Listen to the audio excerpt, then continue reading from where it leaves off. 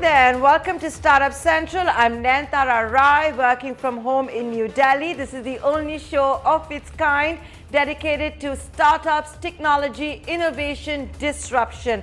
Ladies and gentlemen, if it has anything to do with the new economy, it's here every weekday at 6 p.m. And pretty much like all the stakeholders we get on the show, Team Startup Central loves and thrives on constructive criticism. Don't hold back. Continue to write into us. Tell us what you want to see on the show, what we're doing wrong, how we can do things differently. We're going to lap up all the feedback as we always do, that you keep sending us. Our email address right on top, suc@etnow.tv. I'm also on Twitter. Feel free to reach out to me directly. Now, recently, we did see this clarion call for go vocal for local, and with that, we started a brand new series, Vocal for Local. And today we get you the caffeine shot for Vocal for Local, and it is with Blue Tokai, the founder, Matt, joining us right here on Startup Central. Hi, Matt. Thank you so much for agreeing to do this interview. Like I said, you're the caffeine shot for our brand new series, Vocal for Local. Tell me, how has the lockdown been for you, for Blue Tokai? Did you whip up any Dalgona coffee for yourself? No. So we're not in an instance, so we're not with Dalgona people. But the lockdown has presented some challenges and some opportunities for us. So, like all F&B players, the lockdown has hit our cafes, and we were fortunate that we were able to get around half of them open, and we're able to do takeaway and delivery. At the same time, we're seeing that consumer confidence is building back up. Now there's overwhelming evidence that food cannot transmit corona, so people are becoming more confident ordering from outside. And so we're seeing on a weekly basis, more and more people are ordering and doing takeaway. At the same time, we've seen a surge in online orders as more people are brewing coffee at home, and that's been incredibly encouraging. We opened up the cafes originally as a way to showcase our brand and for people to understand what's different about our coffee compared to the normal coffee in the market, and ultimately taste the coffee. So now with the cafe shut, it's great to see that thesis play out in real time, where more and more people are ordering coffee and brewing it at home.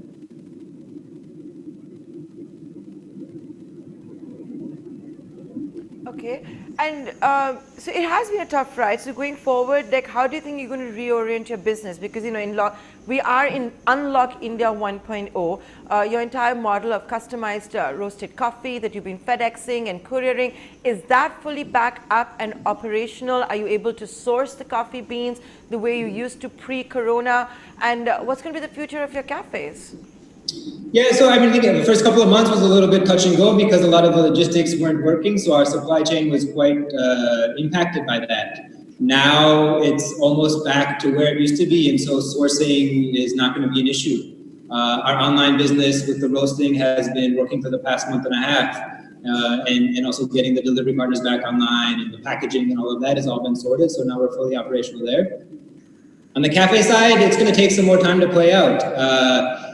At the same time, cafes have been operating across the world for 500 years. They faced things far worse than Corona. So while there's going to definitely be a temporary blip in business over the next few months, I don't really see any long-term impact from this. Whether it takes 3 months, 6 months, 9 months, maybe a little bit longer, but definitely the cafes will come back.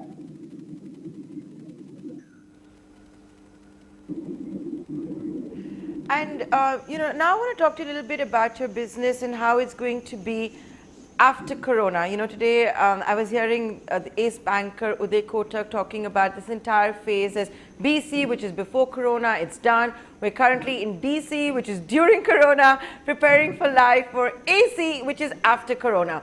What is Blue Tokai planning for AC world?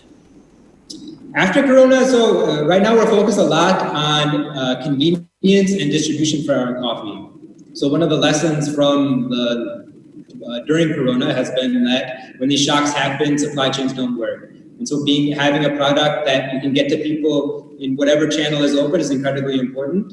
And to do that, you need to be accessible and you need to be convenient. So now during this current period, we're working a lot on coming up with different methods so that people can brew coffee more easily at home. So a few months before Corona, we launched a product called Easy Pour, which is a way for people to brew coffee without any equipment. You simply open up a sachet, you put it over your coffee cup, and you pour hot water through it. And that has done really well for us. So we're working on similar sort of innovations along those lines to make it more easy for people to get good quality coffee at home.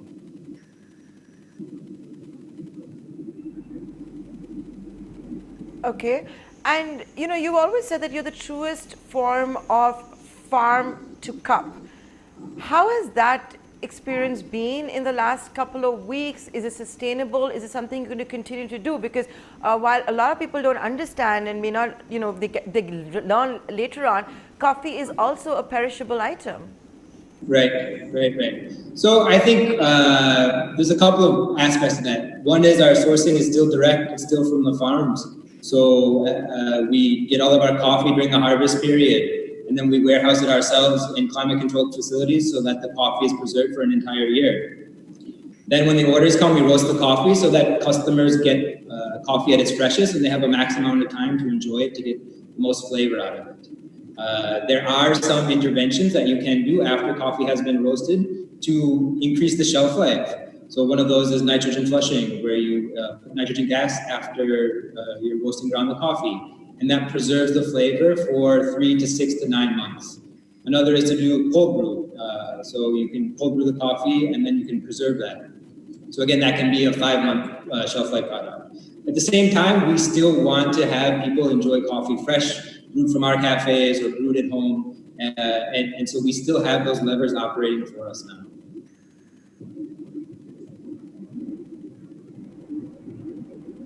So, you know, I think one has to credit Blue Tokai for starting the artisan coffee wave in India. You're an economist, you came back to India, you're from Chennai, you missed good coffee, you came from San Francisco, so I don't know if you missed Starbucks or Phil's coffee, because whenever I've been to San Francisco, everyone's just crazy about Phil's. What was your vision when you came back? How close are you to it? And have you had to localize it and change it over the years? So our vision was always a very local vision. When my wife and I started this company, it was because we wanted to make good quality Indian coffee accessible. We felt that there was a lot of commodity coffee in the market, but the producers who were putting a lot of effort to grow good quality Indian beans weren't getting their recognition and access to local markets. So for us, finding those estates, sourcing directly from them, highlighting them in the way that we presented the coffee, and then applying international best practices on our end in terms of roasting, in terms of brewing, in terms of distribution, so that good quality Indian coffee can be more accessible and more well known. I would say that in the last 4 or 5 years, there's been a huge increase in coffee culture in India. People are much more aware of the fact that India grows good quality coffee. They're aware of the fact that you get different flavors in coffee. And whereas I think maybe 5, 6 years ago, people were going to cafes just for a comfortable place to sit and a nice ambience, now people are actually seeking out cafes for the products that they serve, for a good cup of coffee. And to me, that's a huge change. And it's something that we're excited to take part in. In terms of where we're at, I still think that there's quite a ways to go. As you mentioned at the start of the session, that you asked about dalgona. So I think instant coffee is still very dominant because it's convenient. You just open up a can of coffee, you take a spoon and you whip it in and you have a cup of coffee to drink. And whereas a lot of people have this perception that brewed coffee is very difficult, you have to invest in a lot of expensive equipment and you have to really apply a lot of technique to brew a good cup. And so we want to really bridge that gap. Coffee doesn't have to be very difficult, so we need to figure out ways to reach customers and show them that it's very easy to brew a good cup of coffee.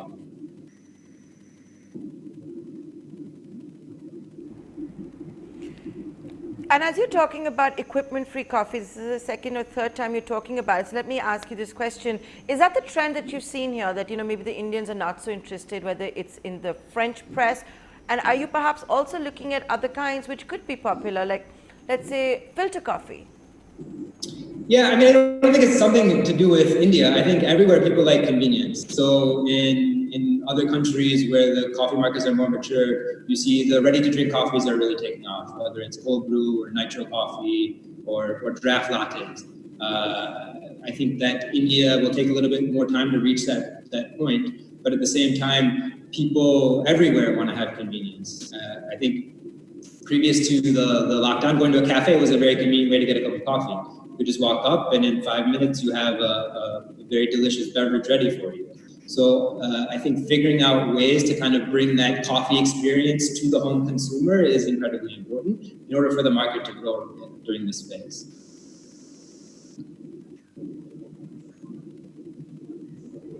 You know, you're also primarily in a tea drinking population. In the past, you said, you know, even if you convert a fraction of this massive tea drinking population, you're home. Do you still believe that, or have you looked at entering the tea market at all? So, I mean, I think India, more than being a tea drinking population, it's a milk drinking population. So you'd mentioned filter coffee, and filter coffee is primarily a milk based beverage. So I think it's not necessarily about converting people from tea to coffee.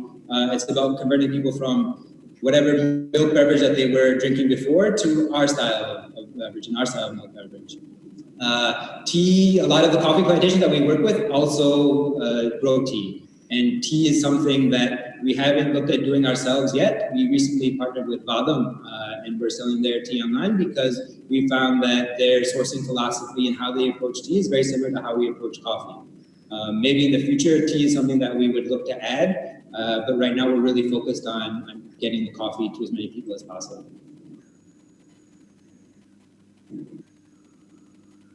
So if India more than tea also is very much about milk, I believe globally the new thing with coffee, and not the Dalgona, is also about the flat white. Is that something that you could ever look at? You know, they say the flat white is going to be the espresso with the steamed milk and the foam, etc. Yeah, so I mean, the flat white, cappuccino, latte were all the highest selling beverages at our cafes, and I don't think that forcing people to go to black coffee is really the way to go. I think that already premium coffee has this air of snobbery associated with it, and if you become very pedantic in the way that you serve coffee, that becomes very off-putting for people. And I think what we would like to do, and we've tried to do, is make good quality coffee more approachable. And so if you want to come into one of our cafes and have a milk coffee, we would love to give you the best milk coffee that we can absolutely produce. We're not going to force you to have black coffee. And I think that's very important part of our brand and how we approach coffee is that however you like your beverage, you should continue to enjoy that. We just want to give you the best version of that beverage with the best quality ingredients, carefully prepared.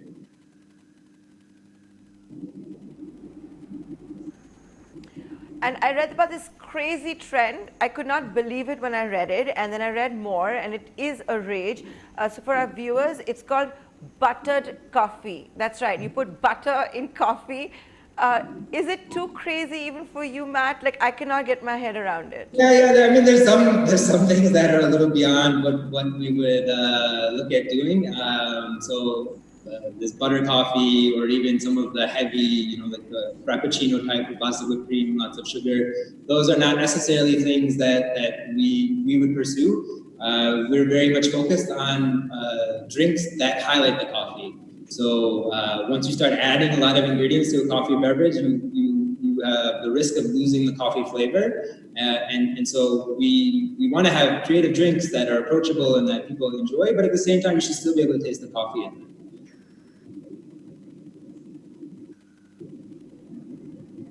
Okay. So tell me over the years, have you realized what the true potential could be for coffee in India? We're one of the largest, we have the largest coffee plantations here. We're a very big exporter. But as far as consumption goes, have you seen a rise? I would think so, with the entry of maybe even competitors like Starbucks, the mushrooming of other companies, whether it's an Araku or a Sleepy Owl. Yeah, so I mean, coffee consumption is growing at around 3 to 5% a year, whereas tea consumption is flat. So you do see people switching over from tea to coffee. Tea is seen as kind of the everyday drink, whereas coffee is more aspirational. And now even within coffee, you see people switching from some of the more commodity brands and commodity options to the more premium options.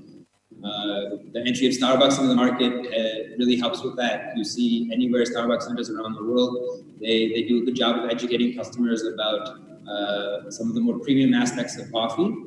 And then for us, we focus really on flavor, so that maybe once that you've gone from more of the CCDs to the Starbucks, then you would come to a Blue Tokai. So we do see people trading both within tea to coffee, and then also within coffee to higher, more premium options. Similar to what you're seeing kind of with beer, with tea, with many of the consumables, people are switching from more of the commodities to the premiums.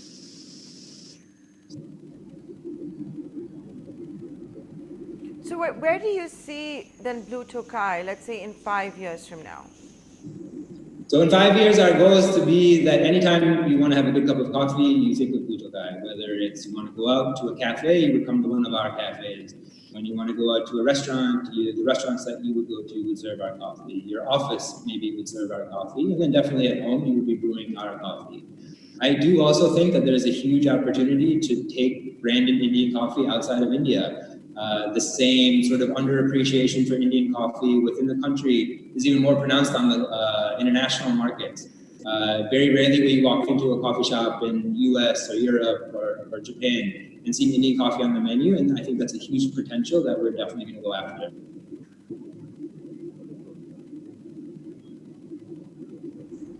So you would say you're a premium coffee brand, an artisan coffee brand. Would you say you're the largest in India, or do you now have competitors too? I think in the premium segment, we're the largest. If you look at Starbucks as a premium, Starbucks is definitely larger than us, but in the specialty segment where there's a real focus on sourcing, roasting, and brewing, we're the largest player in India right now.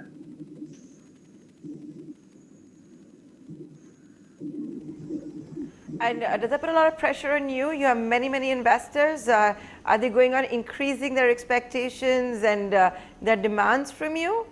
No, we're very fortunate that we have a great group of investors that have been with us for a number of years. They've been very supportive during this rather difficult period that not only our company is facing, but the entire country is facing. Over the years, they supported us with guidance, but at the same time, letting us run the ship as we see fit. So we're very happy with the investor set that we have.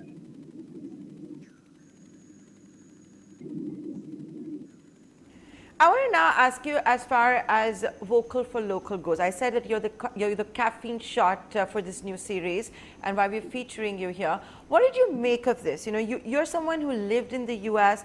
You're an economist by training. You came back. You saw a gap in the market. You decided to take something very, very bold. It seems to have paid off. And now you've got the Prime Minister of the country saying we should buy locally, we should promote local brands. And like I said, you've always said you're the farm to cup when it comes to coffee. What does this mean for Blue Tokai? And do you think it's actually going to have any significant impact on consumer behavior? I actually think that the shift towards local has been happening even before the Prime Minister made his call. I think that over the last few years, we've seen an explosion in the number of Indian brands that are operating in the premium and artisanal segment. And you see a real appreciation for products that are produced within the country on the consumer side.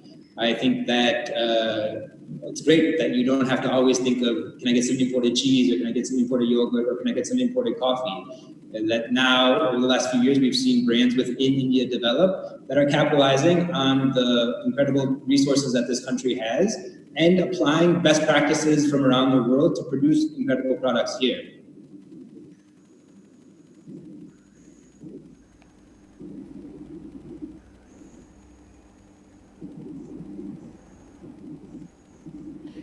So Matt, I've got to ask you this one question. When we said that we're getting the founder of Blue Tokai on the channel, a lot of people asked us on social media, can you ask him what is the difference between green coffee and black coffee?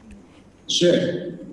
So green coffee is raw coffee, it's unroasted coffee. Coffee is actually a fruit, and the seed of that fruit is the green coffee seed. Now, in order to get black coffee, you have to take that that seed, the green coffee, and you have to put it in a machine to roast it. Only once you roast the coffee does it become soluble so that you can extract flavors from it. I know that there's sort of a fad that's happened with green coffee and drinking green coffee for weight loss, but actually in order to get any flavor out of the coffee, you need to roast it in order to unlock that.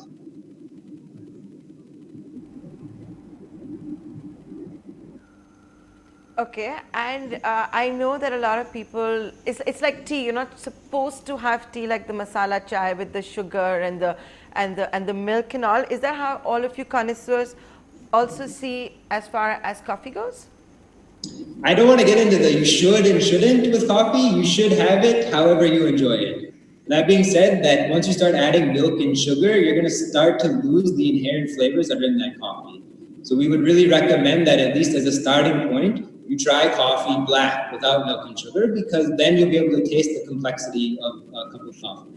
Actually, coffee has thousands of different compounds that create different flavors and aroma, almost 3 times more than there are in a glass of wine.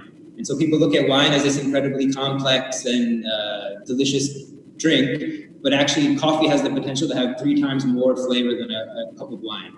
Now, once you start adding milk and sugar to that, you kind of mute those flavors and they become harder to detect.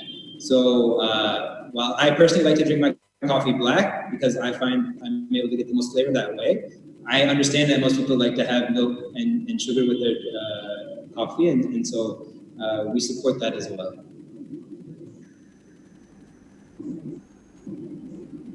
Will Blue Tokai at its cafes or in partnership with others ever do coffee cocktails?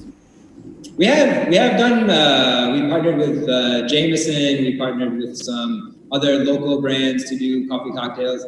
I think right now running the cafes is challenging enough that getting involved into the liquor licensing aspect is not something that we would look to at scale, but definitely as part of events and collaborations and partnership. Coffee and alcohol go together beautifully, and there's a lot of really delicious drinks that you can make with when you pair them.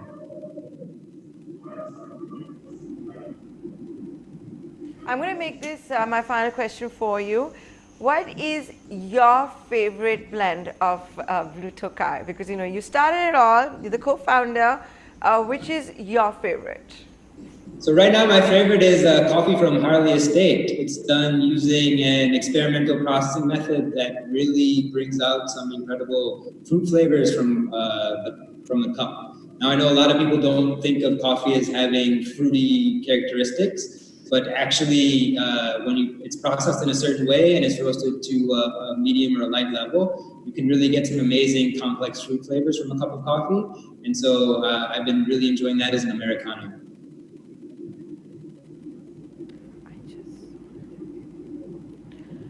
Right, and with that, thank you so much for joining us here on this edition of the Startup Central for Local. That's the founder of Blue Tokai for you. Thanks a lot for being a part of this show.